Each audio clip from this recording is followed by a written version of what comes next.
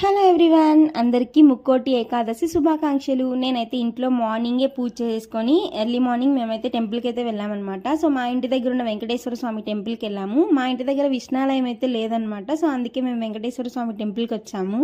కాబట్టి చాలా తక్కువ మంది ఉన్నారనమాట. సో మాకు చాలా బాగా అనిపించింది, చాలా పీస్ఫుల్గా అనిపించింది అనమాట. సో మీలో ఎంతమంది ఇలా ఫెస్టివల్ టైంలో టెంపుల్కి వెళ్తారా లేదా ప్రశాంతంగా ఇంట్లోనే చేసుకుంటారా కామెంట్ చేయండి. టెంపుల్కి వస్తే తెలియని పాజిటివ్ వైబ్ అయితే వస్తుంది కదా. ఇంకా వెంకటేశ్వర స్వామి టెంపుల్కి వచ్చిన తర్వాత నామాలు అనేది కంపల్సరీ కాబట్టి సో నామం పెట్టేసుకున్నాం, చూసేయండి. మయూఖయుగళ మధుసూదన మదన మహిమగిరివాహఘనానా రాగరథ సారథి హే రమణ సుఖచలన సంప్రోక్షణ యోగ నిగమ నిగమార్చనా వసన అభయప్రద రూప గుణానా లక్ష విధి విధాన హే సదన నిఖిల జన సాలోచన